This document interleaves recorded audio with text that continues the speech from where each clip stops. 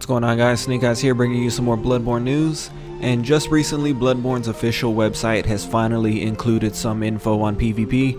DualShockers translated all that info, and I'm basically going to be breaking it all down. But getting right into it, some of this info talks about co-op, which I won't really talk about since I've already made a video on that. All that info has pretty much stayed the same apart from a few name changes. So if you want to check that out, I'll leave a link in the description and an annotation on the screen. One thing that I will talk about in co-op though is the recent addition to a feature called Watch World. This is a new feature that lets players create a password up to 8 digits long that'll match you automatically with other players that have the same password as you. Keep in mind that this is only for co-op and it won't affect PvP in any way, and I personally don't really like this. I feel like they're going to go this far to make sure that people who want to play together can, then they might as well try and find a way where people can just go into their friends list and hit invite. With all that being said, if this feature works out well, then it's all the same to me. PvP hasn't changed much in its core mechanics. If you're looking to invade people, you have to use the ominous resonant bell, and up to 2 invaders can be in one hunter's world at a time. The invaders, which I'll call red hunters from now on, will be rewarded for killing the host. They didn't say exactly what red hunters will be rewarded with, but I'm assuming that it'll vary depending on certain things like covenants or whatever Bloodborne's equivalent is. Another possibility that the reward can be is the host's pure blood. There are 2 types of blood in the game.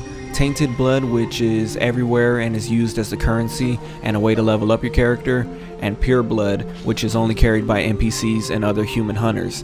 It's speculated that consuming too much tainted blood will transform your character into a beast, and the only way to go back into human form is to consume pure blood.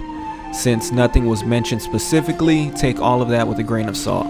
One new feature that sounds pretty fucking cool is the addition to the Bell Maiden. She can appear randomly when people are playing in co-op and has a very rare chance of appearing in some of the earlier areas in the game. Her presence makes it more likely for the player to be invaded. PvP ends the same way that it always has, and if any of these things happen, the Red Hunter will be sent back to the world with no rewards. We also got some news about the Chalice dungeon, and it seems that there are 2 kinds of dungeons, normal and generated.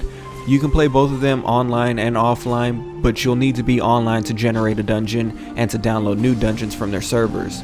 On the topic of online, it's been confirmed that you do need PlayStation Plus in order to play co-op, PvP, and if you want to share your dungeons. You won't need PlayStation Plus for downloading updates and for downloading other people's dungeons. A day 1 patch will be released that'll improve performance and optimize online gameplay.